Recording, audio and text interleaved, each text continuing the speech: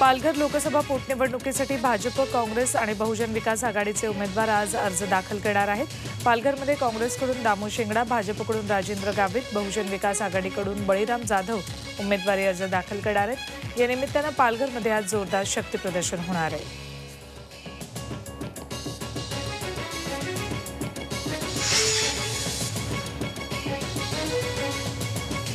पंकज भुजबळ मातोश्रीवर जाऊन शिवसेना पक्षप्रमुख उद्धव ठाकरे यांना भेटले। उद्धव ठाकरेंच्या भेटीसाठी पंकज मातोश्रीवर गेले होते। भेटीचं कारण अद्याप स्पष्ट झालेलं नाही। पंकज भुजबळ हे छगन भुजबळ यांचे पुत्र आहेत। या भेटीने राजकीय वर्तुळात चर्चा सुरू झाली आहे।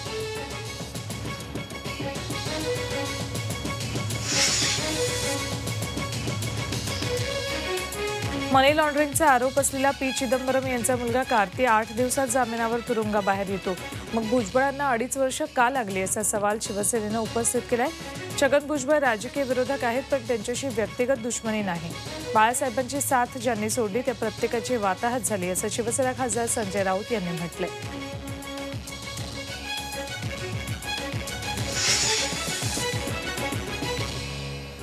न्यायालयाकडून जामीन मिळालेले माजी उपमुख्यमंत्री छगन भुजबळ यांना ओबीसी योद्धा पुरस्कारानं गौरवण्यात येणार आहे। उद्या म्हणजे 11 मे रोजी मुंबईतल्या आझाद मैदानात भारिप नेते प्रकाश आंबेडकर यांच्या उपस्थितीत हा कार्यक्रम होणार आहे। राज्यस्तरीय ओबीसी जातीनिहाय जनगणना अभियान कृती समितीच्या वतीनं ही माहिती देण्यात आली आहे। संवैधानिक न्याय यात्रांतर्गत राज्यस्तरीय ओबीसी जातनिहाय जनगणना अभियान 11 एप्रिल 2018 रोजी पुण्यातल्या समता भूमी फुलेवाड्यापासून सुरू झाली। 11 मे रोजी सकाळी 11 वाजता या अभियानाच्या समारोपाची जाहीर सभा आझाद मैदानात घेण्यात येणार आहे। त्यावेळी छगन भुजबळांचा पुरस्कार देऊन गौरव करण्यात येईल।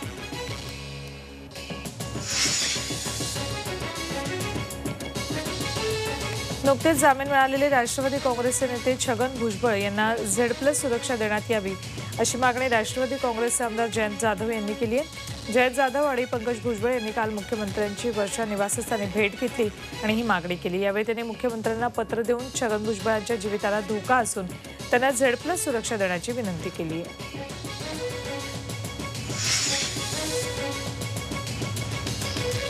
लोकशाहीचा आदर करायचा असेल तर मतदान यंत्र बंद करा असं खळबळजनक मत राष्ट्रवादीचे अध्यक्ष शरद पवारांनी व्यक्त केले। साताऱ्यातल्या एका पत्रकार परिषदेत ते बोलत होते। देशातलं वातावरण बदलाला अनुकूल आहे, पण सध्या बाजारात तुरी आणि कोण कुणाला भारी अशी स्थिती आहे। त्यामुळे भाजप विरोधात सर्वांनी एकत्र यायला हवं। काँग्रेस सर्वात मोठा पक्ष आहे असंही पवारांनी म्हटलंय। साताऱ्यातल्या उदयनराजे भोसले आणि रामराजे नाईक निंबाळकर यांच्यातल्या संघर्षाबद्दल बोलताना पवारांनी कॉलर उभी केली आणि आमच्याकडे आल्यावर सगळेच सरळ असतात अशी कोपरकळीही हाणली। सातारा लोकसभेच्या वेळी योग्य तो उतारा देऊ असा दमही पवारांनी पत्रकार परिषदेत भरला।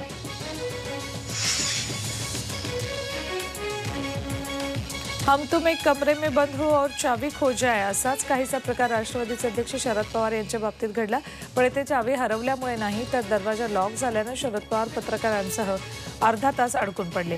साताऱ्याच्या रयत शिक्षण संस्थेत शरद पवारांनी पत्रकार परिषद घेतली। तिथे कार्यकर्त्यांची ये-जा सुरू असताना कुणीतरी दरवाजा बंद केला, पण नंतर काही केला तो लॉक झालेला दरवाजा उघडेना। त्यामुळे पत्रकारांसह पवारही अर्धा तास बंद दालनात अडकले। शेवटी दरवाजा तोडून पवारांना बाहेर काढण्यात आलं।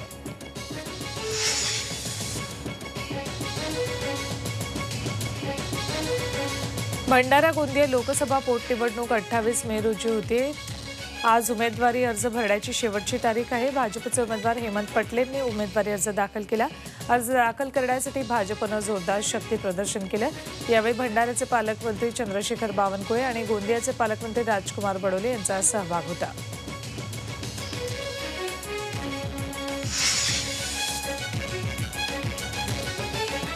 विधान परिषद निवडणुकीत कोकणात शिवसेनेला शह देण्यासाठी नारायण राणेंनी राष्ट्रवादीला पाठिंबा दिलाय, पण राणेंच्या भूमिकेवर सेनेचे खासदारांनी तोंडसूक घेतलंय। नारायण राणे भाजपचे खासदार आहेत आणि भाजपच्या विरोधात कुरघोडी करायला नारायण राणेंनी सुरुवात केली आहे। त्यामुळे राणेंना जवळ केल्यानं डोकेदुखी आणि मनस्ताप भाजपच्या नेत्यांना समजला असेल असं म्हणत नारायण राणेंवर विनायक राऊतांनी टीका केली आहे।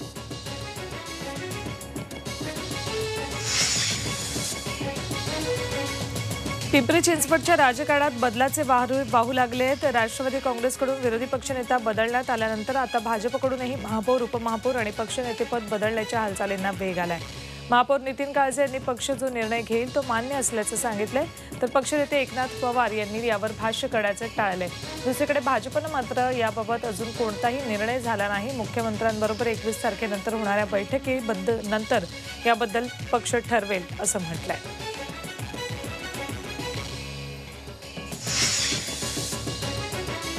चेहरे लपवणारी ढोंगी आणि दांभिक लोक राजकारणाशिवाय कुठे सापडणार असं म्हणत केंद्रीय मंत्री नितीन गडकरींनी राजकारण्यांना टोला लगावलाय।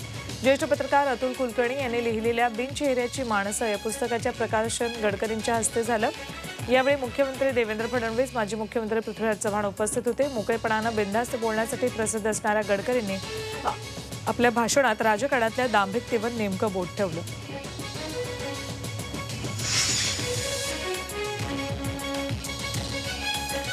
दुधाच्या दराबाबत आमदार बच्चू कडूंनी राज्य सरकारला 15 दिवसांचा अल्टिमेटम दिलाय। दुधाच्या दराबाबत विविध मुद्द्यांवर मंत्रालयात दुग्ध विकास मंत्री महादेव जानकर यांच्यासोबत बच्चू कडू आणि दूध उत्पादक शेतकऱ्यांमध्ये बैठक झाली।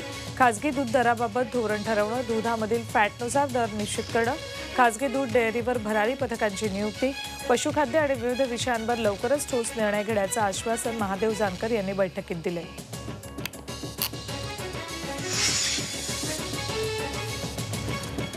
लोकशाहीर अण्णाभाऊ साठे विकास महामंडळाच्या 385 कोटी रुपयांच्या घोटाळ्याशी संबंधित फायली महामंडळाच्या कार्यालयाचं सील तोडून पळवण्यात आल्याचा प्रकार उघड झाला। या प्रकरणी दहिसर पोलीस ठाण्यात तक्रार दाखल करण्यात आली। त्यानंतर सामाजिक न्याय राज्यमंत्री दिलीप कांबळे यांनी व्यवस्थापकीय संचालक अनिल अहिरे यांना काढून टाकलंय। त्यांची चौकशी सुरू करण्यात आली, तर जनरल मॅनेजर दत्तात्रय झोंबडे यांना निलंबित करण्यात आले। मात्र फाईल कुणी चोरी केल्या याविषयी दहिसर पोलीस तपास करत असताना दिसणाऱ्या 4 व्यक्तींना अटक करण्यात आली आहे। यात आमदार रमेश कदम यांचे भाऊ उमेश कदम यांचाही समावेश आहे। औरंगाबादच्या शासकीय रुग्णालयातून धक्कादायक बातमी। वडिलांचं ऑपरेशन झाल्यानंतर सलाईन लावायला स्टँडच उपलब्ध नसल्याने एका चिमुकलीला वडिलांसाठीची सलाईनची बाटली हातात धरून उभं राहावं लागलं। अर्ध सलाईन संपेपर्यंत तिला तसंच उभं राहावं लागल्याचं समजतंय। धक्कादायक म्हणजे यावेळी डॉक्टरही राऊंडवर होते, पण त्यांनीही याकडे लक्ष दिलं नाही। औरंगाबादमधल्या घाटे रुग्णालयात रुग्णांचा प्रचंड ताण आहे। क्षमतेपेक्षा जास्त रुग्णांवर इथे उपचार होत आहेत। चिमुरडीच्या हाती ही सलाईन देऊन तिला उभं करण्यानं तिला त्रास झालाच असेल, पण त्याहीपेक्षा चिमुरड्या मुलीच्या हाती सलाईन देणं ही रुग्णासाठीही धोकादायकच आहे।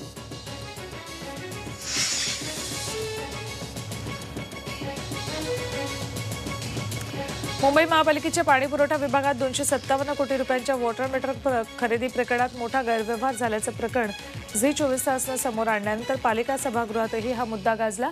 शिवसेनेचे नगरसेवक किरण लांडगे यांनी हरकतीच्या मुद्द्यावर हे प्रकरण सभागृहात मांडत या प्रकरणी सखोल चौकशीची मागणी केली। तसंच AMR मीटर खरेदी प्रकरणातील दोषी अधिकाऱ्यांवरही त्यांनी कारवाईची मागणी केली। अजूनही 40 कोटी किमतीचे 27,000 AMR धूळ खात पडून आहेत, तर कंत्राटदाराकडून 127 कोटी रुपयांचा दंडही वसूल केला गेला नाही।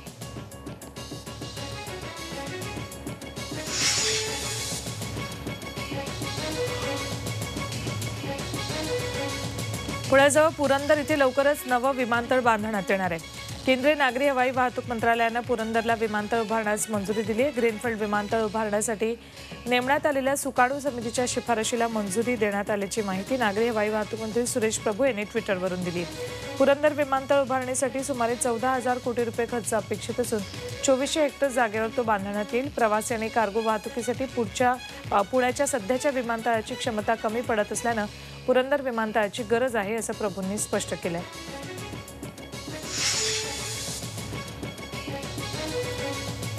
गणेशोत्सवासाठी कोकणात जाणाऱ्या भाविक एक्सप्रेससाठी आजपासून तिकीट आरक्षित करू शकतात। यंदा गणरायाचं आगमन 13 सप्टेंबरला होतंय। रेल्वेच्या नियमानुसार 4 महिने आधी आरक्षण करता येत असल्यानं आतापासून चाकरमान्यांची तिकीट आरक्षणाची लगबग सुरू झाली आहे। गणेशोत्सवासाठी मुंबई आणि परिसरातून कोकणात जाणाऱ्यांची संख्या प्रचंड असते। खासगी वाहनं, ST, लक्झरी बसेसप्रमाणेच एक्सप्रेसच्या तिकिटांसाठी ही झुंबड उडते। त्यात रेल्वे प्रवासाला सर्वाधिक पसंती दिली जाते। या संपूर्ण कालावधीत जादा गाड्या सोडूनही गाड्यांना चांगलीच गर्दी असते। गणेशोत्सवासाठी कोकण आणि मध्य रेल्वेकडून नियमित फेऱ्यांप्रमाणे जादा गाड्या सोडल्या जातात। तिकीट खिडक्यांप्रमाणेच ऑनलाईन तिकीट आरक्षण अक्षरशः 2 मिनिटात फुल होत असल्यानं हजारो प्रवाशांना प्रवासासाठी अन्य पर्याय शोधावे लागतात।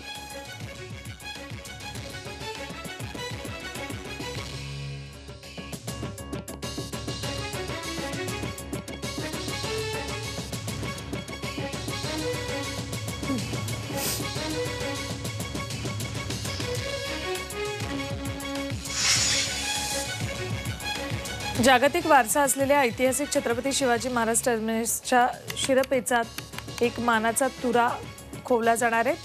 सीएसएमटी स्थानक हरित ऊर्जेनं प्रकाशमान होणार आहे. हरित ऊर्जेमुळे सीएसएमटी स्थानक वर्षाला 1.5 कोटी रुपयांची विजेची बचत करणार आहे. केंद्र सरकारच्या हरित ऊर्जा कंपनीसोबत मध्य रेल्वेनं करार केलाय. या करारांतर्गत पवन ऊर्जेद्वारे सीएसएमटी स्थानक प्रकाशमान होणार आहे. सांगलीतल्या पवन ऊर्जा प्रकल्पातून मिळणारी वीज मध्य रेल्वेच्या स्थानकात वापरली जाणार आहे. यात मध्य रेल्वेचं मुख्यालय असलेल्या छत्रपती शिवाजी महाराज टर्मिनससह मनमाड, भुसावळ आणि नागपूर स्थानकांचा समावेश आहे. पवन ऊर्जा प्रकल्पातून एकूण 12.93 लाख युनिट वीज तयार होणार आहे.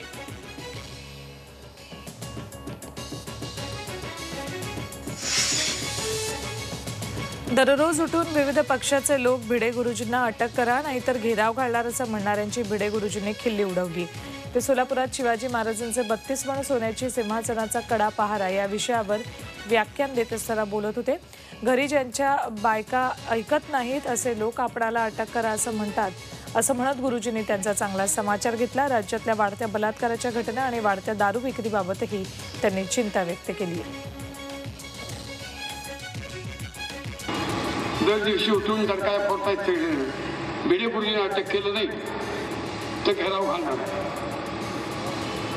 काय त्याचा घेराव घालते त्याला बायकोला हात मारली तर येणार नाही इतक्या लायकीचे लोक घेराव घालतात. माणसं त्यांच्याकडे कोण येणार नाही. निघाला काय त्याला मोर्चा महाराष्ट्रात. ते पहिल्यांदा बलात्कार करीन तर तत्काळ ठार मार.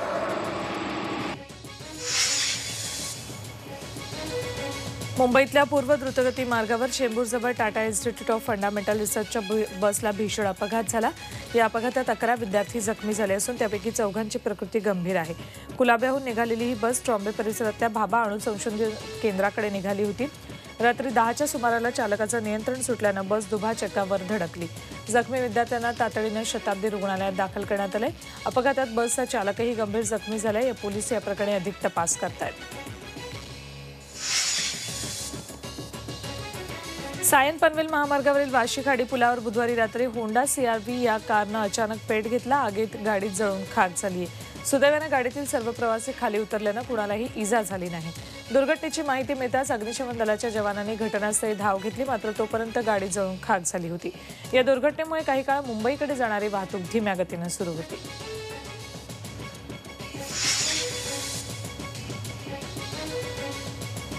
मुंबईतल्या भायखळ्यातील पलमजी रतनजी चाळीला रात्री आग लागली. आगीत चाळीतील 12 घरं जळून खाक झाली. सुदैवानं जीवितहानी झाली नसली तरी मालमत्तेचं बरंच नुकसान झालंय. अग्निशमन दलाच्या 6 गाड्यांनी आग आटोक्यात आणली. त्यासाठी 1 तासाचा कालावधी लागला. आग आटोक्यात येण्याआधी ती पसरू नये म्हणून पोलिसांनी परिसर रिकामा केला होता.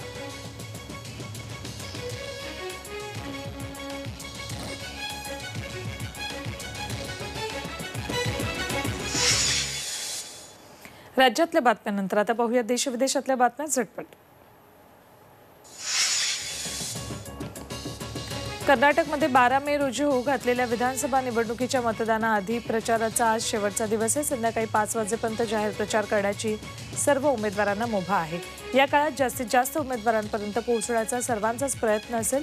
भाजपचे राष्ट्रीय अध्यक्ष अमित शहा आणि मुख्यमंत्रीपदाचे उमेदवार BS येडियुरप्पा आज बदामी या मुख्यमंत्री सिद्धरामय्यांच्या मतदारसंघात रोड शो करणार आहेत. तर मुख्यमंत्री सिद्धरामय्या आणि काँग्रेस अध्यक्ष राहुल गांधी बंगळुरूमध्ये पत्रकार परिषद घेणार आहेत.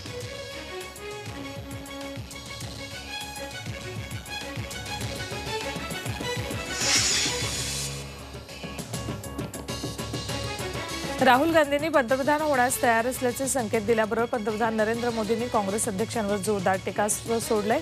गेल्या 4 वर्षात देशभरातल्या निवडणुकांमध्ये वारंवार पराभव होऊनही राहुल गांधी कर्नाटकमध्ये येऊन 2019च्या निवडणुकीत पंतप्रधान पदाची स्वप्न बघतायत. याला अहंकार नाही तर काय म्हणायचं असा सवाल मोदींनी विचारलाय.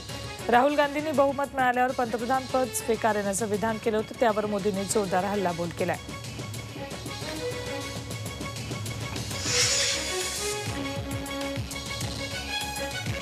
कर्नाटकमधल्या काँग्रेसच्या प्रचारात एका सभेपुरता का होईना UPAच्या अध्यक्ष सोनिया गांधी यांनी प्रचारात उडी घेतली. विजयपूरमध्ये घेतलेल्या सभेत त्यांनी मोदींवर जोरदार टीका केली. मोदी हे देशातले उत्तम अभिनेते आहेत, मात्र त्यांच्या अभिनयाने देशातल्या लोकांचं पोट भरत नाही असा टोला सोनिया गांधींनी लगावला. तसंच काँग्रेसमुक्त भारतच्या भूतानं मोदींना झपाटल्याचा टोलाही त्याने लगावलाय.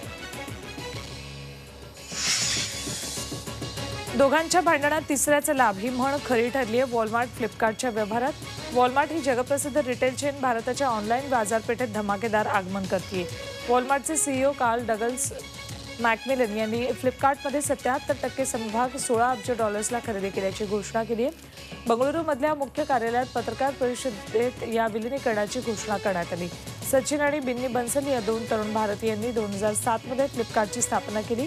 त्यानंतर भारतात आलेल्या मोबाईल आणि इंटरनेटच्या क्रांतीनं फ्लिपकार्टनं उत्तुंग भरारी घेतली.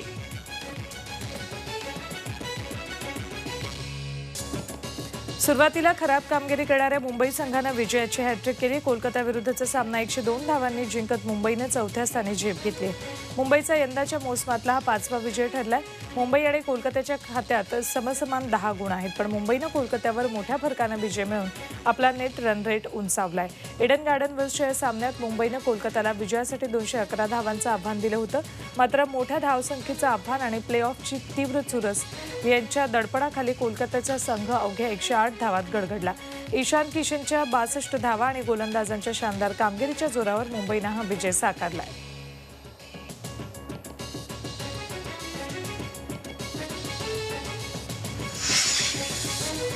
अव्वल हैदराबाद आणि तळाच्या दिल्ली संघामध्ये दिल्लीच्या फिरोजशाह कोटला मैदानावर मुकाबला रंगणार आहे. या लढतीत हैदराबादच्या संघाचं पारडं जड आहे. दिल्लीसमोर हैदराबादचं कडवं आव्हान असेल. केन विल्यमसनच्या नेतृत्वाखाली हैदराबाद संघ शानदार कामगिरी करतोय. पुन्हा एकदा केन विल्यमसन आपल्या खेळीनं हैदराबादला विजय मिळवून देण्यासाठी आतुर असेल. युसुफ पठाण, शिखर धवन, शाकिब अल हसन, सिद्धार्थ कौल आणि राशिद खानवर हैदराबादची प्रामुख्यानं भिस्त असेल. तर दुसरीकडे दिल्लीनं कर्णधार बदलला तरी त्यांच्या कामगिरीत फारसा बदल नाही. कर्णधार श्रेयस अय्यरच्या नेतृत्वाखाली Jason Roy, Chris Morris, Prithvi Shaw, Trent bout, Amit Mishra यांच्यावर दिल्लीला विजय मिळवून देण्याचं आव्हान असेल.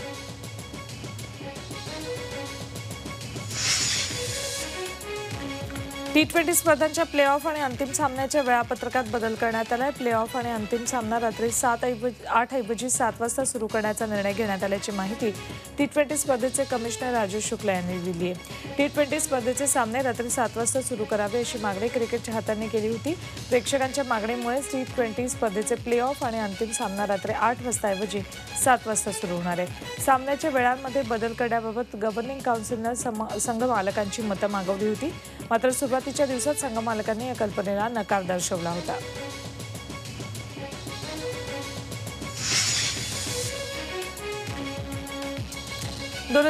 साली आलेल्या डेडपूल या सिनेमाचा पुढचा सिक्वेल डेडपूल 2 चा नवा हिंदी ट्रेलर प्रदर्शित झालाय.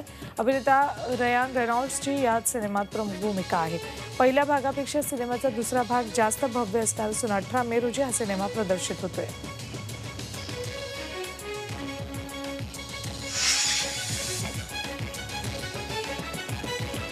सलमान आणि जॅकलिन फर्नांडिस रेस 3चं शूटिंग करून नुकतेच मुंबईत परतले. लेह लडाखमध्ये या चित्रपटाचं शूटिंग करतानाच्या फोटोमध्ये सलमानसोबत अमित साथ दिसला. या फोटोला बघून अमित रेस 3चा भाग असल्याचा अंदाज लावण्यात येतोय. सलमानसोबत रेस 3मध्ये जॅकलिन फर्नांडिस, बॉबी देओल आणि अनिल कपूर स्टार आहेत. बॉलिवूडचा मॅचो मॅन रणबीर कपूरच्या संजू या सिनेमातील लुकची चांगली चर्चा आहे. आता या सिनेमाचं नवं पोस्टर लॉन्च झालं असून पोस्टरमध्ये रणबीर हुबेहूब संजय सारखा दिसतोय. एकसारखे केस, कपडे आणि संजय दत्त सारखी स्टाईल, सगळं काही हटके. फिल्म इंडस्ट्रीतील स्टार्स तर आधीच रणबीरच्या लुकचे दिवाने झालेत.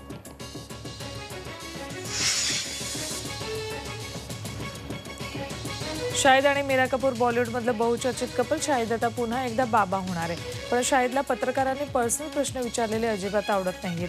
आयफाच्या प्रेस कॉन्फरन्समध्ये शाहिदला काही वैयक्तिक आणि प्रोफेशनल प्रश्न विचारण्यात आले, पण या प्रश्नांची उत्तरं शाहिदनं काही नीट दिली नाहीत. जेव्हापासून शाहिद दुसऱ्यांदा वडील होणार ही बातमी आली आहे, तेव्हापासून सगळ्यांनाच त्याची बायको मीराची तब्येत कशी आहे हे जाणून घेण्याची उत्सुकता आहे. त्यामुळे सगळे शाहिदला हाच प्रश्न विचारतात, पण शाहिदला मात्र या प्रश्नाचं उत्तर देण्यात इंटरेस्ट नाही आहे.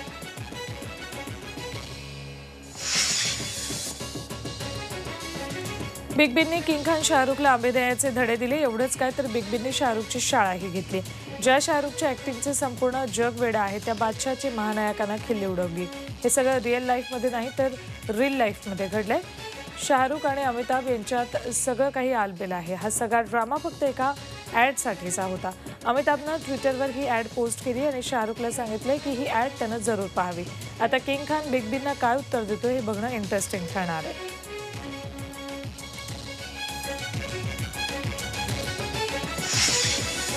झी 24 तास रहा एक पाऊल पुढे.